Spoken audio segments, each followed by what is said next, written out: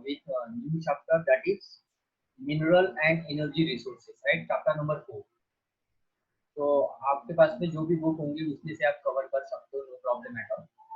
So at the beginning of this chapters, first we have to study the concept that is minerals. Okay, so minerals are naturally occurring chemical compounds. ये minerals क्या होते हैं? तो naturally occurring chemical compounds होते हैं, मतलब nature में जो रॉक के फॉर्म में अवेलेबल हमको कंपाउंड्स मिलते हैं, इसमें अलग अलग कंपोजिशन होता है, राइट, केमिकल का. तो जो मतलब उसके ओरिजिनल फॉर्म में जो केमिकल कंपाउंड होता है किसी भी रॉक में, तो उसको एक्चुअली हम मिनरल्स बोलते हैं. जैसे आपने पीरियोडिक टेबल में देखा होगा अलग अलग एलिमेंट्स, तो इन एलिमेंट्स को आइडेंटिफाई उन्हीं रॉक में से किया जाता है अकॉर्डिंग टू देयर प्रॉपर्टीज. वो दूसरी चीज है, लेकिन यहाँ पे याद रखने के लिए आपको क्या याद रखना है, it is a naturally occurring, मतलब नेचर में अवेलेबल होने वाले कंपाउंड्स, राइट, जो कि रॉक के फॉर्म में होते हैं. They were form by chance natural processes without any human interference. तो ये जो नेचुरल कंपाउंड्स होते हैं जो कि रॉक के फॉर्म में हो सकते हैं, क्या होते हैं, तो ये कैसे फॉर्म होते हैं, इनका फॉर्मेशन जो होता है, तो इस फॉर्मेशन नेचुरली प्रोसेस से होता है. तो ये जो नेचुरल प्रोसेस होती है ये काफी लॉन्ग भी होती है, मतलब ये अलग अलग कंपाउंड के लिए अलग अलग टाइमिंग इसको लगता है. जरूरी नहीं है कि एक ही समय में मतलब सारे कंपाउंड्स फॉर्म हो जाए. ये बात आपको याद रखना है. बहुत बार क्वेश्चन पूछा जाता है कि non renewable resources takes the same time to replenish. तो ऐसे आपको ट्रू और फॉल्स के लिए पूछा जाता है. शायद मुझे किसी ने व्हाट्सएप भी किया था एक क्वेश्चन. तो ये बिल्कुल गलत है. ये जो नॉन रिन्यूएबल रिसोर्सेज, मतलब जिस रिसोर्स को हम रिन्यू नहीं कर सकते, जो कि लास्ट चैप्टर में हमने देखा, तो सभी नॉन रिन्यूएबल रिसोर्सेज एक जैसा समय मतलब लेते नहीं है रीफॉर्म होने के लिए, रीप्लेनिश होने के लिए, ये याद रखना है. और इसीलिए हमको क्या करना होता है, जो नॉन रिन्यूएबल रिसोर्सेज होते हैं उनको बहुत ही हिसाब से क्या करना होता है, यूज करना होता है, यूटिलाइज करना होता है, या तो फिर उसके अल्टरनेटिव हमको क्या करना होता है, यूज करने होते हैं. तो यहाँ पे ये बात याद रखिए आप, they were form by the natural processes without any human interference. इसमें कोई भी ह्यूमन इंटरफेरेंस नहीं होता है, मतलब हम ह्यूमन बींग्स ये जो नेचुरली अकरिंग कंपाउंड्स होते हैं उनको क्रिएट नहीं कर पाते. ये खुद ही नेचुरल प्रोसेस से क्या होते हैं, फॉर्म होते हैं. Almost minerals are extremely useful. तो ये जो मिनरल्स है, राइट, इनको हम नॉन रिन्यूएबल भी रिसोर्स बोलते हैं, जैसे मैंने समझाया. वो बहुत ही ज्यादा हम लोगों के लिए क्या होते हैं, यूजफुल होते हैं. आप आपके सराउंडिंग में, आप आपके डेली लाइफ में बहुत सारे मिनरल्स को क्या करते हो, यूज करते हो, लेकिन वो उनके नेचुरल फॉर्म में नहीं होते, अलग अलग फॉर्म में उनको कन्वर्ट करके हम हमारे हिसाब से क्या करते हैं, यूज करते हैं. इसके बहुत सारे एग्जाम्पल आपको देखने को. जैसे अगर मान लो कि आप स्टील के यूटेंसियल आपके किचन में यूज करते हो, या बहुत सारे स्टील मटेरियल को आप बाकी कंस्ट्रक्शन वर्क के लिए यूज करते हो, या आयरन रॉड्स या आयरन कॉपर की मशीनरीज आती है, मशीनरीज की जो बॉडी होती है, उस बॉडी को इन मेटल्स नॉन मेटल से बनाया जाता है, राइट. तो अलग अलग इसकी मतलब यूटिलिटी है. तो ये इनके नेचुरल फॉर्म में हम इसको यूज नहीं करते, इसको जब मेटल में हम कन्वर्ट कर लेते हैं, मतलब ये रॉक के फॉर्म में, रॉ मटेरियल के फॉर्म में हमें नेचर में मिलते हैं. जब उसको हम क्या बोलते हैं, ओर्स बोलते हैं. मेटल नॉन मेटल के जो ओर्स होते हैं वो रॉक होते हैं, उस रॉक में वो कंटेंट्स होते हैं, उसको जब हम इंडस्ट्री में लेके जाते हैं तो वहां पे उसको एक्सट्रैक्ट करते हैं उन मेटल, मतलब मान लो कि हमें पता चला कि किसी रॉक में अभी गोल्ड है या सिल्वर है या तो फिर आयरन है. ये पता चलने के बाद में उसको लैब में लेके जाया जाता है, वहां पे टेस्ट किया जाता है और ये देखा जाता है कि उस रॉक में उस मेटल के या नॉन मेटल के जो भी है वो कंटेंट कितने हैं. अगर हमारे मतलब यूज करने लायक कंटेंट अगर उस रॉक में है तो वहाँ पे हम माइनिंग वगैरह करते हैं, और माइनिंग करने के बाद में उसको हम इंडस्ट्री में लेके जाते हैं और वहाँ पे उसको एक्सट्रैक्ट किया जाता है. मतलब उस मिनरल्स को उस रॉक में से क्या किया जाता है, सेपरेट किया जाता है, और उसके बाद में उसका अलग अलग मतलब मैन्युफैक्चरिंग के लिए उसका यूज किया जाता है। तो इस तरह से कोई भी मतलब जो एलिमेंट्स है या मिनरल्स है वो हमारे घर तक पहुंचे, ये बात हमें याद रखना है। और इस चैप्टर में हम देखेंगे कि ये मिनरल्स के टाइप्स कौन कौन से हैं, उसके सब टाइप्स कौन कौन से हैं, उसके एग्जांपल्स क्या है, ये सब चीजें हमें यहाँ पे क्या करना है, स्टडी करना है। तो almost everything that we use in daily life has been made from और develop with the help of minerals. जैसे मैंने बताया आपको कि हमारे डेली लाइफ में हम जितनी भी चीजें क्या करते हैं, मेटल नॉन मेटल की यूज करते हैं, तो वो मिनरल से ही क्या होती है, बनी होती है। For example, steel made from the minerals like iron ore and manganese। देखिए यहाँ पे एग्जाम्पल भी दिया है आपको टेक्स्ट। स्टील जो होते हैं वो आयरन और मैग्नीज जैसे मिनरल से बने होते हैं। The minerals make utensil machines vehicle etcetera. एक से उदाहरण है कि हम मिनरल्स का यूज करके यूटेंसिल्स बनाते हैं, मशीनरीज बनाते हैं, व्हीकल्स बनाते हैं और बहुत सारी चीजें बनाते हैं।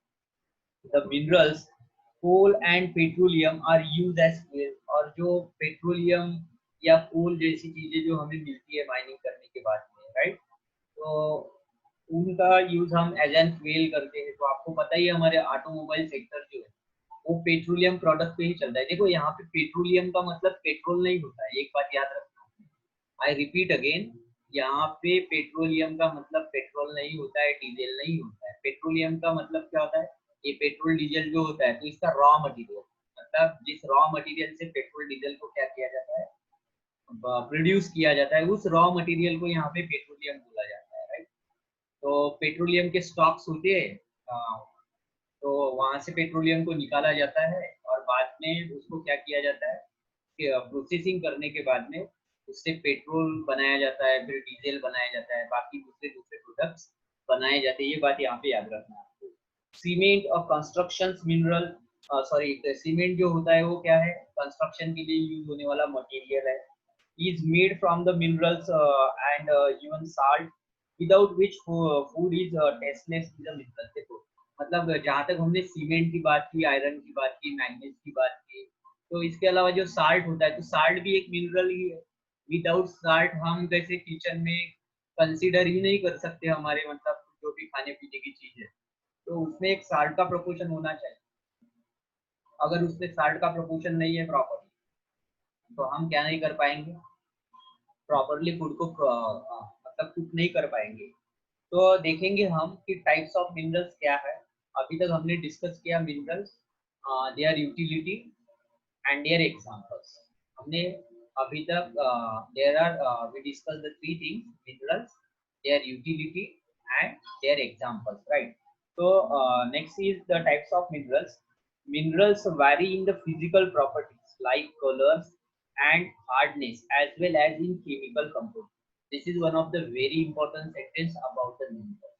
तो मिनरल्स को आइडेंटिफाई करना, स्टडी करना और उसके बाद में उसका क्लासिफिकेशन करना, तो किस आधार पे किया जा सकता है। तो देखो इसकी कुछ फिजिकल प्रॉपर्टी है। फिजिकल प्रॉपर्टी मतलब जो एक्सटर्नल अपीयरेंस होता है, जिसको देख सकते हैं, हम छू सकते हैं, टच कर सकते हैं, सेंस कर सकते हैं, तो ये जो प्रॉपर्टी होती है ये फिजिकल प्रॉपर्टीज में आती है। तो जैसे कि जो मिनरल्स होते हैं वो अलग अलग कलर्स में आते हैं, राइट।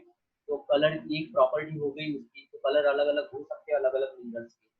उसका हार्डनेस प्रॉपर्टी मतलब वो हार्ड हार्ड है, वीक है, सॉफ्ट है, ब्रिटल है, मतलब टूट जाता है वगैरह वगैरह। तो ये सब प्रॉपर्टी होती है मिनरल्स की, जो अलग अलग मिनरल्स में हम अलग अलग डिस्कस करने वाले हैं। इसके अलावा कुछ केमिकल कंपोजिशन होता है, तो हर किसी का केमिकल कंपोजिशन अलग होता है। जैसे वाटर मान लो, तो वाटर में H2O होता है, सबको पता है केमिकल कंपाउंड, केमिकल फार्मूला क्या है, H2O मतलब हाइड्रोजन के टू क्या हो गए इसमें, एटम हो गए, और एक ऑक्सीजन का हो गया। तो इसका जब कॉम्बिनेशन हो जाता है तो वाटर मॉलिक्यूल फॉर्म होता है। तो ऐसे अलग अलग जितने भी मिनरल्स हैं तो उनके क्या होंगे यहाँ पे, फॉर्मेशन अलग अलग होंगे। उसको कंपाउंड फॉर्मेशन बोलते हैं। तो वो उनका केमिकल स्ट्रक्चर अलग होता है। ये भी चीजें हम आगे जाके स्टडी करेंगे। तो इसके अलावा देखेंगे कि अभी कौन कौन से मिनरल्स को यहाँ पे स्टडी करना है। जैसे कि कोल इज यूजुअली ब्लैक और ब्राउन।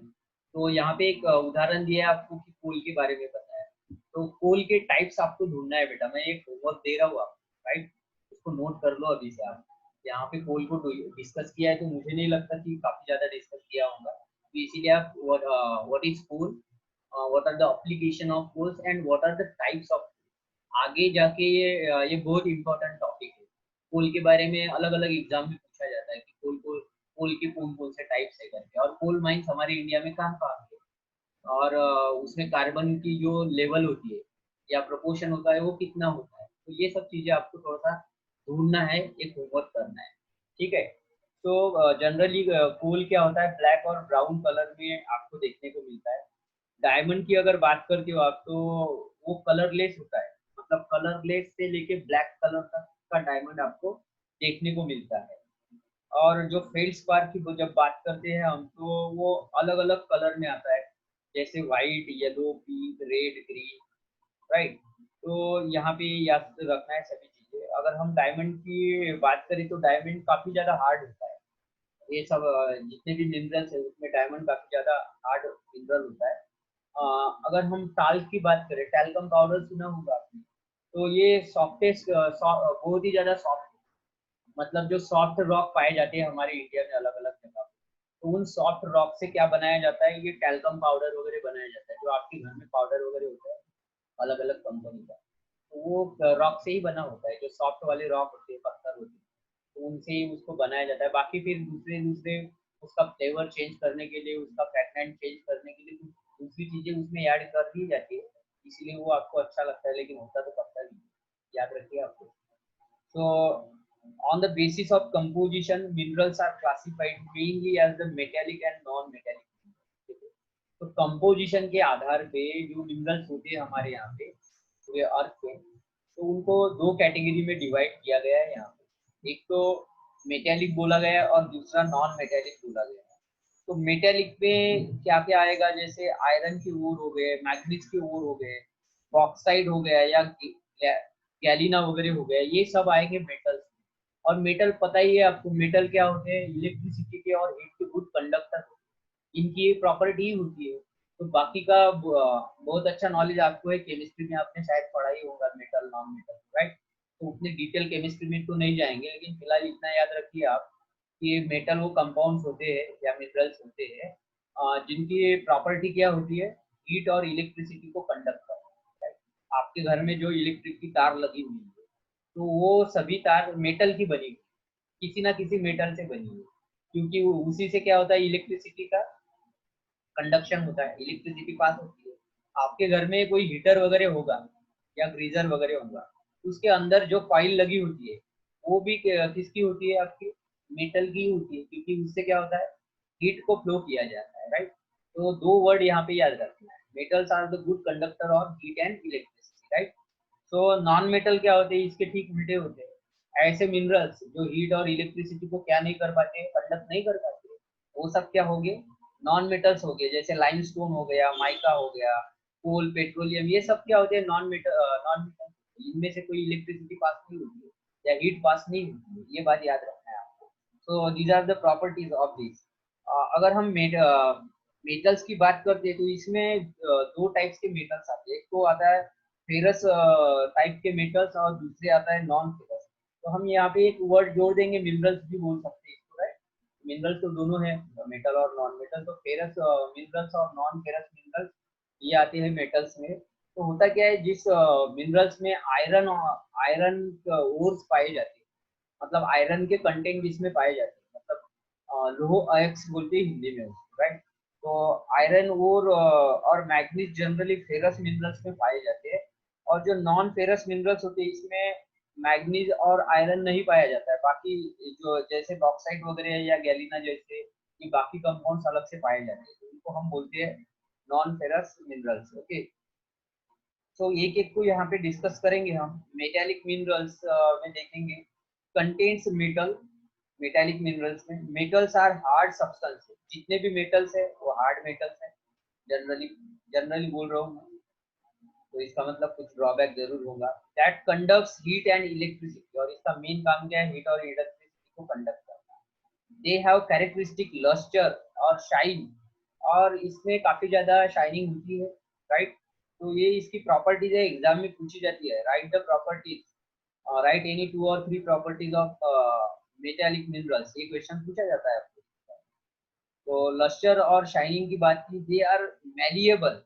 दूसरी सबसे इंपॉर्टेंट प्रॉपर्टी है कि ये मैलिएबल होते हैं। तो मैलिएबल का मतलब क्या होता है, तो इसको हम वेरियस शेप्स में क्या कर सकते हैं, कन्वर्ट कर सकते हैं, अलग अलग शेप में कन्वर्ट कर सकते हैं। देखो आपके घर में जो मेटल की मतलब इलेक्ट्रिसिटी की तार है, वायर है, तो एक वायर के फॉर्म में है, राइट। और आपके घर में मतलब एक आधी मशीन्स वगैरह होगी, कोई भी मेटल की मान लो, तो उसकी बॉडी अलग ही शेप की होगी, या घर में जो यूटेंसिल्स है तो वो अलग अलग शेप एंड साइज के होते हैं। तो इसका मतलब क्या है कि मेटल्स को हम अलग अलग शेप एंड साइज में क्या कर सकते हैं, कन्वर्ट कर सकते हैं, राइट। तो इस प्रॉपर्टी को क्या बोलते हैं, malleable. Metallic minerals include iron ore, manganese ore, galena that is lead ore, and bauxite that is aluminum ore। तो ये याद रखना है बेटा, बॉक्साइट का मतलब कौन से ओर होते हैं, या गैलिना का मतलब कौन से ओर होते हैं, ये भी एग्जाम में 1 मार्क के लिए पूछा जाता है, right. Compounds or solutions composed of two or more metals are called alloy। This is one of the very important point is here. इसको अंडरलाइन करके रखिए, याद करना है आपको, एग्जाम में आता है कि हमें अलॉय क्या है। अभी मिनरल्स तो देखा आपने, अभी देखना है कि अलॉय क्या होता है। तो अलॉय क्या होता है, कंपाउंड्स होते हैं, नॉट अ कंपाउंड, कंपाउंड्स, एक से ज्यादा कंपाउंड, राइट। और सॉल्यूशंस, एक से ज्यादा मटेरियल का सॉल्यूशन, एक से ज्यादा मटेरियल या एक से ज्यादा मटेरियल का सॉल्यूशन। कंपोज ऑफ 2 और more metals are called alloy, जिसमें एक, दो या दो से अधिक मेटल्स हो, दो या दो से अधिक मेटल हो सकते हैं। इन सभी चीजों का जो कंपाउंड होता है या सॉल्यूशन होता है, मिक्सचर होता है, उसको क्या बोलेंगे हम यहाँ पे, अलॉय बोलेंगे। इसका एग्जांपल हम समझेंगे। देखो जैसे आप आपके गांव के साइड में रास्ते से जा रहे हो, तो एक आधी हिल वगैरह दिखती है जहाँ पे मतलब कंस्ट्रक्शन वर्क के लिए रॉक को तोड़ा जाता है और बाहर लेके मतलब कंस्ट्रक्शन साइट पे लेके जाया जाता है। तो वहाँ के रॉक में अलग अलग कंपाउंड हो सकते हैं। कभी कभी वो रॉक का जो कलर पैटर्न होता है वो ग्रीन दिखता है आपको, कभी रेड दिखता है, तो कभी येलो दिखता है। तो इसका मतलब क्या है, इसमें अलग अलग कंपाउंड्स अलग अलग प्रोपोर्शन में होते हैं। अगर लैब में इसको टेस्ट करने जाओगे आप, तो वहाँ के जो भी टेस्ट करने वाले लोग हैं वो बोलेंगे कि इसमें आयरन 20% है, तो इसमें मैग्नीज 2% है, तो इसमें गोल्ड 0.001% है। ऐसे अलग अलग क्वांटिटी में आपको अलग अलग मिनरल्स के बारे में बताया जाएगा। तो माइनिंग वहीं पे, आप बोलोगे सर फिर माइनिंग क्यों नहीं करते वहाँ पे गाँव के बाहर में, तो इसका दूसरा कारण ये है कि आपके गांव के बाहर में जो रॉक पाए जाते हैं उसमें जो वैल्यूएबल मिनरल्स है उनका प्रोपोर्शन बहुत ही कम होता है। इसीलिए उसको टेस्ट करना और उससे मिनरल्स को निकालना, it is too much of, मतलब एक्सपेंसिव बहुत ज्यादा होता है। तो उसके कारण हमारे आजू बाजू में कभी माइनिंग होती नहीं है, क्योंकि वहाँ पे उस रॉक में जो वैल्यूएबल मिनरल्स होते हैं वो ना के बराबर होते ही नहीं। तो फिर ये कहाँ पे होते हैं, तो हमारे देश में अलग अलग बेल्ट है, जैसे छोटा नागपुर का प्लेटू, वहाँ पे बहुत ज्यादा मिनरल्स है, तो वहाँ पे माइनिंग चल रही है। अभी लेटेस्ट में न्यूज में सुना होगा आपने, 2-4 महीने पहले की बात है जब स्कूल चल रहा था हमारा, सोनभद्र करके एक माइनिंग के बारे में न्यूज चल रही थी, जो कि यूपी में है करके। तो वो जब हमारे यहाँ पे ब्रिटिश का रूल था, तब से वो न्यूज में है एक्चुअली। तो तब उनके पास में उतनी ज़्यादा एडवांस टेक्नोलॉजी नहीं थी, और वहाँ पे बहुत ज़्यादा खर्च होने की गुंजाइश, उसके कारण उसको निकाला नहीं गया। फिर अभी गवर्नमेंट ऑफ इंडिया ने भी वहाँ पे रिसर्च किया, तो अभी न्यूज़ में ये आया कि वहाँ पे मतलब 3500 टन्स ऑफ रॉक। तो ये जो रॉक है अभी, तो इसको अलॉय बोलेंगे हम, क्या बोलेंगे, अलॉय बोलेंगे, क्योंकि इसमें अलग अलग क्या हो सकते हैं, मिनरल्स हो सकते हैं। तो वहाँ पे जो गोल्ड के अलॉय, मतलब जो इम्प्योर गोल्ड जो होता है वो कितना है उसमें, तो उसमें सिर्फ अबाउट 80 to 100 किलोग्राम केजी वहाँ पे सिर्फ क्या है, गोल्ड है। तो अभी इतने बड़े पत्थरों को तोड़ो, तो काफी ज्यादा खर्चे वाला काम है वहाँ पे। तो गवर्नमेंट सोच रही है उसको निकाले कि नहीं निकाले। तो आई होप कि मैं जो बता रहा हूँ आपको इन्फॉर्मेशन से ये समझने में मदद होगी आपको कि कहीं पे भी माइनिंग नहीं की जाती है। माइनिंग वहीं पे की जाती है जहाँ पे यूजफुल मिनरल्स मैक्सिमम मिले आपको, और उसको निकालने का खर्चा मिनिमम हो, तभी उसको निकाला जाता है। और ये भी देखा जाता है कि माइनिंग जहाँ पे करना है वहाँ पे वहाँ का नेचुरल वेजिटेशन कैसा है, वहाँ पे कोई ह्यूमन सेटलमेंट है कि नहीं है, तो बाकी चीजों का भी ध्यान रखा जाता है। तो हमने लास्ट चैप्टर में ये सब चीजें देखी थी कंजर्वेशन में, राइट। तो आई होप कि ये सब चीजें आपको याद आ रही हो। तो यहाँ पे बात याद रखिए आप, अलॉय का definition. N alloy has a certain useful property that it's constituent metals do not have. देखो इसमें इसकी जो प्रॉपर्टीज होती है, तो प्रॉपर्टी बहुत खास होती है इसकी कि किसी भी अलॉय की जब आप बात करते हैं, तो इस अलॉय में एक किसी एक मेटल की प्रॉपर्टी नहीं देखी जाती, इसमें अलग अलग कंपाउंड होने के कारण। Some important alloys are brass, जैसे देखिए कुछ इम्पोर्टेंट अलॉयज की जब बात करते हो आप, तो इसमें एक एग्जांपल बहुत इंपॉर्टेंट है याद रखने के लिए, ब्रास। तो ब्रास में क्या होता है, compose of copper and zinc, copper और जिंक का कॉम्बिनेशन होता है ब्रास, राइट। ये याद रखना एग्जाम में आता है। ब्रॉन्ज आपने सुना होगा, ब्रॉन्ज मेडल मिलता है आपको, तो ब्रॉन्ज किस चीज से बना होता है, compose of copper and teen, copper और टीन का मिक्सचर होता है ब्रॉन्ज, ब्रॉन्ज मेडल आपका याद रखिए आप। एंड अलॉय स्टील, और स्टील के जो अलॉय होते हैं उसमें क्या होता है, तो इसमें अलग अलग अमाउंट होता है, अलग अलग इसका, जैसे क्रोमियम होता है इसमें, निकेल होता है, मैग्नीज होता है, ये सब चीजें होती है। देखो ये थोड़े से हल्के भी होते हैं, जो अलॉय होते हैं, मेटल अलॉय जो होते हैं, वो मेटल से काफी ज्यादा हल्के होते हैं। देखो आपकी जो मोटर बाइक या आपकी जो फोर व्हीलर होती है, तो उनकी जो बॉडी होती है वो मेटल अलॉय से बनी होती है, या जो पार्ट्स होती है वो मेटल अलॉय से बने होते हैं। तो मेटल अलॉय क्या होते हैं, बहुत ज्यादा स्ट्रांग होते हैं मेटल से, और बहुत ज्यादा हल्के भी होते हैं। अगर आपने आयरन की बॉडी बनाई होती है आपकी, मतलब बाइक की या फोर व्हीलर की, तो उसका वेट काफी ज्यादा बढ़ जाता है, और फिर आपका जो गाड़ी का एवरेज है वो काफी नीचे होता है। मतलब 1 लीटर में जहाँ पे आपकी गाड़ी 20 किलोमीटर चलती है, तो 5 किलोमीटर ही चलती है। तो ये बात यहाँ पे याद रखना है आपको, कि ये जो मेटल अलॉय होते हैं वो काफी ज्यादा स्ट्रांग होते हैं और थोड़े हल्के होते हैं, तो मतलब लाइट होते हैं, लाइट वेट, तो इसके कारण उनको अलग अलग व्हीकल्स की बॉडी और पार्ट्स बनाने के लिए यूज किया जाता है, ये बात याद रखिए आप लोग। सो मेटेलिक मिनरल्स में भी फेरस और नॉन फेरस। तो यहाँ पे जैसे मैंने बताया आपको कि जो मेटेलिक मिनरल्स होते हैं, एक तो फेरस टाइप के होते हैं, या तो नॉन फेरस टाइप के होते हैं।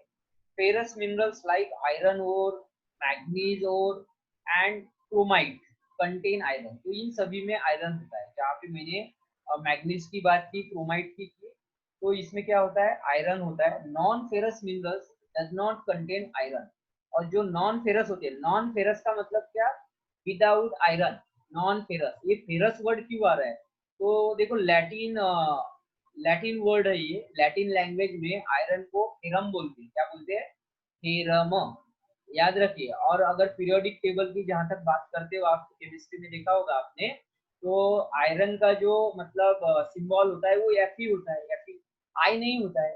तो आई क्यों नहीं होता है, क्योंकि जो पीरियोडिक टेबल में मैक्सिमम जो एलिमेंट्स है, सभी एलिमेंट्स, उनके जो सिंबल्स है वो लैटिन भाषा से लिए लिए, लैटिन लैंग्वेज से, मतलब उसके जो लैटिन नेम्स होंगे उसकी इनिशियल लेटर को लिया हुआ है, राइट। तो ये याद रखना है। जैसे पोटेशियम हो गया, तो पोटेशियम को केलियम बोलते हैं, क्या बोलते हैं, केलियम। तो उसका पी नहीं है, सिंबल क्या है, के है। तो ये याद रखना है यहाँ पे। वैसे ही आयरन हम हमारे जनरल इंग्लिश में बोलते हैं उसको, तो लैटिन भाषा में उसको फेरम बोलते हैं, इसीलिए उसका सिंबल क्या है, एफ, और इसीलिए उसको फेरस बोलते हैं। नॉन फेरस का मतलब क्या हो गया, नॉन आयरन, आयरन जिसमें ना हो। So, non-ferrous minerals does not contains iron, but may contain some other metals such as gold, silver, copper और lead। देखो, तो नॉन फेरस कंपाउंड में जनरली क्या नहीं होता है, आयरन नहीं होता है, लेकिन जो बाकी अदर वैल्यूएबल मिनरल्स है, जैसे गोल्ड है, सिल्वर है, कॉपर है, या तो फिर लीड वगैरह है, ये सब चीजें आपको उसमें देखने को मिलती है। सो हम बात करेंगे नॉन मेटेलिक मिनरल्स की। Minerals that do not contain metals are called non-metallic minerals. I repeat again, minerals that do not contain metals. ऐसे minerals जिसमें metals नहीं होते, उनको हम क्या बोलते हैं, नॉन मेटेलिक मिनरल्स बोलते हैं। तो इसके उदाहरण क्या क्या है, एग्जांपल्स की अगर बात करें तो लाइमस्टोन हो गया, माइका हो गया, जिप्सम, ये सभी एग्जांपल्स आएंगे नॉन मेटेलिक मिनरल्स के। Non metallic minerals also include minerals fuels like coal and petroleum. तो यहाँ पे इम्पोर्टेंट बात ये भी है कि आपको पेट्रोलियम और ये जो कोल है, ये हमेशा एग्जाम में पूछा जाता है कि पेट्रोलियम और जो कोल है वो किस टाइप के मिनरल्स है, मतलब मेटेलिक मिनरल्स है कि नॉन मेटेलिक मिनरल्स, ये क्वेश्चन पूछा जाता है। फिर आप लोग कंफ्यूज हो जाते हो समय पे, तो याद रखना ये नॉन मेटेलिक मिनरल्स है और नॉन फेरस मिनरल्स है, मतलब इसमें आयरन नहीं होता है। आपको ये भी क्वेश्चन पूछा जाएगा कि जो गोल्ड है या फिर सिल्वर है, ये किस टाइप के मिनरल्स है। तो इस टॉपिक को अच्छी तरह से करना है आपको और इन सभी क्वेश्चंस को क्या करना है, रेडी करना है। आई होप कि यहाँ तक आपका क्लियर हो। Yes or no? Raise your hand. If anybody has any problem, then you may ask me. So next topic is here, occurrence of minerals. तो हमें occurrence of minerals में ये देखना है कि minerals कहाँ कहाँ पे हमें देखने को मिलते हैं, मतलब कहाँ पे माइनिंग के चांसेस है और कहाँ पे माइनिंग के चांसेस नहीं है, ये देखना है। तो first of all minerals are usually extracted from ores. जैसे मैंने बताया आपको कि ये जो ओर्स होते हैं, ओर्स क्या होते हैं, ओर्स का मतलब होता है रॉक के फॉर्म में जब मिनरल्स होते हैं अलग अलग उनके मिक्सचर में, तो उनको हम क्या बोलते हैं, ओर्स बोलते हैं। Which are rocks having a high concentration of a particular mineral, right. मतलब ores are nothing but the rocks that contains the high concentration of particular mineral, उसको हम ores बोलेंगे, right। So metals are often extracted from their ores by heating beyond the melting point। सबको पता है अगर आपको minerals particular rock में से निकालने, तो उस रॉक को क्या करना पड़ेगा, मेल्ट करना पड़ेगा। और वो तब तक मेल्ट करना पड़ेगा कि उस रॉक का कंपोजिशन जो भी है, तो उसके मेल्टिंग पॉइंट के ऊपर तक आपको टेम्परेचर को लेके जाना पड़ेगा। एक बार वो मेल्ट हो गया तो हम आसानी से उसमें से क्या कर सकते हैं, जो इसेंशियल कंपाउंड है मिनरल्स है, उसको क्या कर सकते हैं, एक्सट्रैक्ट कर सकते हैं। This process is known as the smelting. तो ये क्वेश्चन बनता है आपको, व्हाट इज स्मेल्टिंग। आपको क्वेश्चन क्या पूछा जाएगा एग्जाम में, what is smelting, the process of extracting valuable minerals from the ore, from a ore. इसको इसको क्या बोलेंगे हम, स्मेल्टिंग प्रोसेस बोलेंगे, ये याद रखना है आपको, right. So generally useful minerals occur in thin layers और veins in rocks buried under the earth surface. तो देखो ये जो मिनरल्स की बात की है, ये यहाँ पे कहाँ पे मिलते हैं, तो हमारा जो अर्थ, अर्थ का क्रस्ट है, राइट। तो क्रस्ट मतलब जो टॉप लेयर है, ये टॉप लेयर हमारी जो अर्थ सरफेस है वो क्रस्ट का बना हुआ है। तो इस क्रस्ट के अंदर में कुछ पैसेजेस होते हैं, कुछ रॉक के पैटर्न्स होते हैं, उन रॉक्स में क्या पाया जाता है, अलग अलग मिनरल्स को देखा जाता है। The process of taking them out is called mining. और फिर उसको जैसे डीप करने के बाद में या होल ड्रिल करने के बाद में उसको निकालने की जो प्रोसेस होती है, उसको बोलते हैं हम यहाँ पे माइनिंग। तो आपको देखो यहाँ पे डेफिनेशन क्या क्या याद रखना है, आपको पूछा जाएगा व्हाट इज स्मेल्टिंग, उसके बाद में पूछा जाएगा व्हाट इज माइनिंग। तो दोनों में क्या डिफरेंस है, स्मेल्टिंग क्या होता है, the process of extracting useful minerals from a rock या तो फिर ओर्स, उसको बोलेंगे स्मेल्टिंग। और माइनिंग क्या होता है, mining is the same thing. Mining क्या होता है, माइनिंग में ओर्स को बाहर निकाला जाता है, माइनिंग में एक्सट्रैक्ट नहीं किया जाता है। ये डिफरेंस याद रखना है बेटा। यहाँ पे टू वर्ड्स है, टू डेफिनेशन। पहली डेफिनेशन स्मेल्टिंग है, तो स्मेल्टिंग में क्या किया जाता है, जो ओर्स है मतलब रॉक जो है, तो रॉक में से यूजफुल मिनरल्स को एक्सट्रैक्ट किया जाता है, सेपरेट किया जाता है स्मेल्टिंग में। और माइनिंग में क्या किया जाता है, हमारी जो अर्थ क्रस्ट है, हमारे अर्थ में से क्या किया जाता है, डायरेक्ट डायरेक्ट ओर्स को बाहर निकाला जाता है, ओर्स को बाहर निकाला जाता है, ये याद रखना है आपको माइनिंग में। ores that lie near the surface are simply dug out। कुछ कुछ ओर्स ऐसे होते हैं, मतलब कुछ कुछ रॉक ऐसे होते हैं जिनको मतलब बहुत ज्यादा माइनिंग की जरूरत नहीं पड़ती है, सिंपली भी उसको डग कर लिया जाए तो उसको निकाला जा सकता है। तो इसमें मैं एक एग्जांपल बताना चाहूंगा आप लोगों को। जो झारखंड वाली साइड है या आपके छत्तीसगढ़ वाली साइड है, छोटा नागपुर प्लेटू, तो वहां पे मैक्सिमम क्वांटिटी में आपको क्या मिलते हैं, ओर्स मिलते हैं। तो वहां के लोग क्या करते हैं, जैसे सवेरे सवेरे जाते हैं, मतलब 3 या 4 बजे वगैरह, मान के चलो आप, और कुछ टूल्स लेके जाते हैं साथ में, और ऐसे ही जहाँ पे स्लोप एरिया है वगैरह वहाँ पे डिग करते हैं, तो वहाँ पे बहुत ज्यादा कोल वगैरह ऐसे, मतलब थोड़ा नीचे ही जमीन के नीचे मिल जाता है, और उसको भर के फिर बाकी शहर में जाके वगैरह बेच देते हैं। तो ये इलीगल माइनिंग है एक्चुअली। तो लेकिन लोग इसी से उनका सर्वाइवल चलाते हैं उनका। तो ये मतलब इस टाइप से अगर माइनिंग, इस टाइप से अगर मेटल ओर्स को या किसी भी ओर्स को निकाला जाए तो इजीली डग करके हम निकाल सकते हैं, राइट। तो ये हमारे यहाँ पे नहीं देखा जाता है, लेकिन जिस एरिया में बहुत ज्यादा मिनरल्स मिलते हैं उस एरिया में सिंपली इसको डग किया जा सकता है। दिस इज कॉल्ड क्वायरिंग, और इस मेथड को बोलते हैं क्वायरिंग। क्या बोलते हैं? क्वायरिंग। तो another third important definition, third point मिल गया आपको। पहला देखा था हमने स्मेल्टिंग, दूसरा माइनिंग, तीसरा क्वायरिंग। तो क्वायरिंग क्या है? A simple dug out of minerals. क्या याद रखोगे आप? You can note it, a simple dug out of minerals, right. Simply minerals को अगर डग आउट कर रहे हो आप, निकाल रहे हो, तो उस मेथड को हम बोलेंगे यहाँ पे enquiring. ores that lie at a shallow depth are taken out by removing the surface layer। तो कभी कभी क्या होता है, बहुत बड़े एरिया में ऐसे मिनरल्स देखने को मिलते हैं, तो उसको शैलो डेप्थ भी बोला जाता है। तो वहां के मिनरल्स को निकालने के लिए पूरे एरिया को ओपन करना पड़ता है, और ऐसे मिनरल्स जिस एरिया में पाए जाते हैं वहां पे एक तो फॉरेस्ट को क्लियर किया जाता है, ट्रीज कवर को क्लियर किया जाता है, या वहां पे कोई गांव है, शहर है, तो उसको खाली किया जाता है। ये बात याद रखना। मतलब बड़े से एरिया से जब नीचे में बिल्कुल थोड़ी ही अंतर पे, अगर मान लो कि थोड़ी ही दूरी पे जमीन के नीचे अगर कोई बहुत ज्यादा मिनरल्स है और बहुत ज्यादा एरिया है, तो पूरा एरिया ही क्लियर करना पड़ेगा आपको, राइट। तो ये बात याद रखना है आपको। This is known as the open cast mining, और इस तरह की जो मतलब माइनिंग होती है उसको ओपन कास्ट माइनिंग होती है। तो बहुत बड़ा खड्डा आपको दूर दूर तक देखने को मिलता है, बहुत बड़ा खड्डा हम बोल सकते हैं यहाँ पे, right.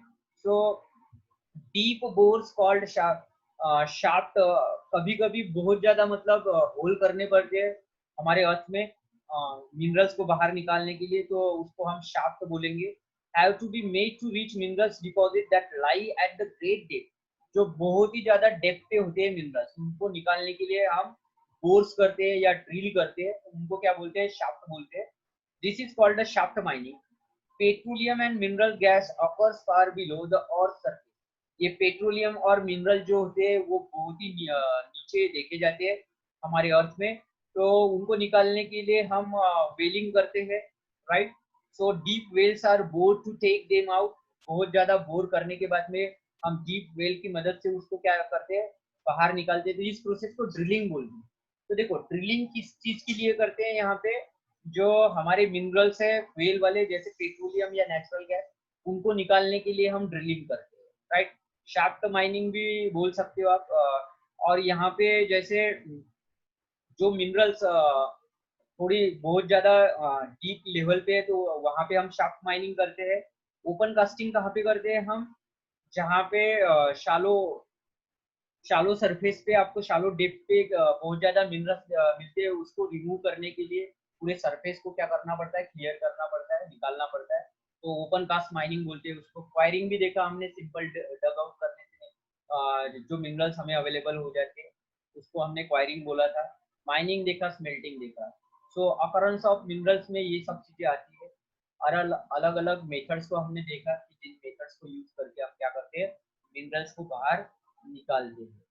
So, in this way, we have covered here what is mineral, their utility of minerals, their examples of minerals, types of minerals. They are metallic minerals, non-metallic minerals, ferrous minerals, non-ferrous minerals. The properties of metallic minerals and non-metallic minerals and their examples. And at the last हमने देखा occurrence of minerals में smelting देखा, mining, wiring, open cast mining, shaft mining and drilling. Okay, I hope कि यहाँ तक आपका clear हो सब। तो बाकी का जो पोर्शन है, distribution of minerals, continent wise distribution of minerals, India's mineral resources, ये सब चीजें हम नेक्स्ट वीडियो में कवर करेंगे। आज के लिए इतना ही ठीक है। ओके, अगर आपको कोई क्वेरी हो आफ्टर दिस लेक्चर, आप इस वीडियो को बाद में देख सकते हो शाम को, मैं इसको अपलोड कर दूंगा। and you can drop your queries on